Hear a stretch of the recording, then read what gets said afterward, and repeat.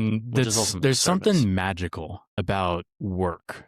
And let me explain what I mean. So you can take from people, or you can, like you said, you can pick the flower, or you can plant the flower. You can build people up, or you can tear them down to take what they have, right? And the instinct that we all have, because we're sinful, is to do what's easiest. Yeah. Do what's better for me. Right. No matter the cost to you, right? The magical thing about work, though, is it creates good for everybody out of nowhere, in a sense. Yeah.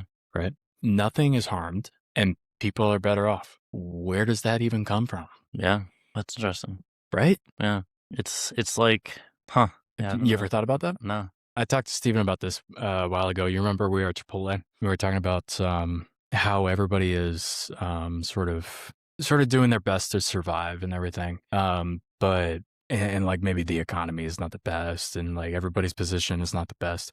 Maybe there's not enough jobs for everybody, right? But or like AI might take over all the jobs, right? And people are concerned about that and all this stuff. So my argument when we were talking was like we shouldn't have to worry about that.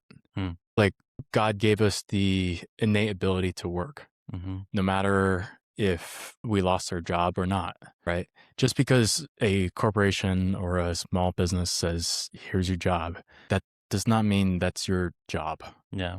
That's not your purpose. That's not your meaning. That's your purpose right now. That's not who you are. That's just what you're deciding to do. Who you are is a creator that has dominion over what God gave you. Yeah. And creating is hard, and creating is not easy.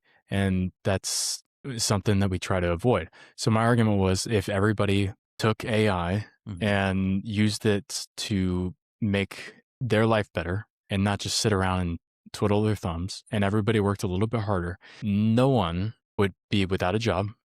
No one would be lacking. No one would be economically, destitute. Yeah. Sure. That was the argument. Yeah.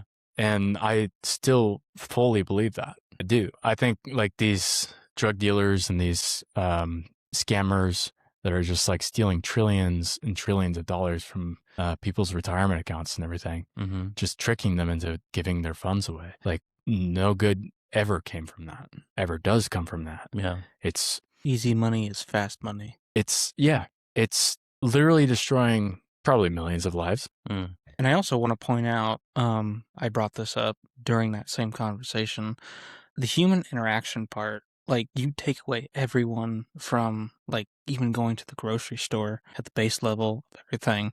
If you don't see other people, what is there to look forward to? Yeah. Like, even, like, let's take away, I know some people There's magic have there this, too.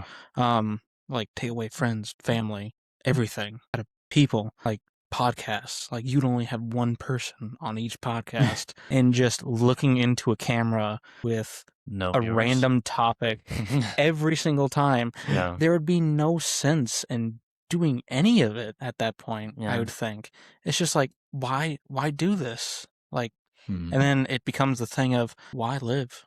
Yeah. What is the purpose of life without other people, without relationship? So there's magic there too. Yeah. I don't know if you remember me saying that. No, I do. Yeah.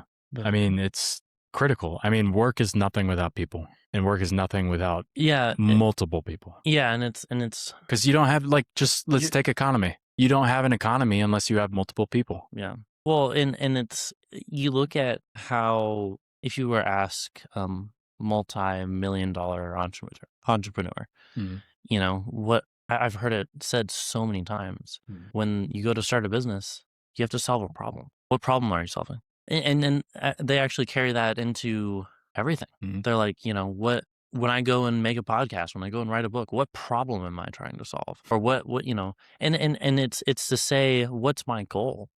And I mean, if we were to look at, you know, the Bible, what's the problem that it's trying to solve? Sin.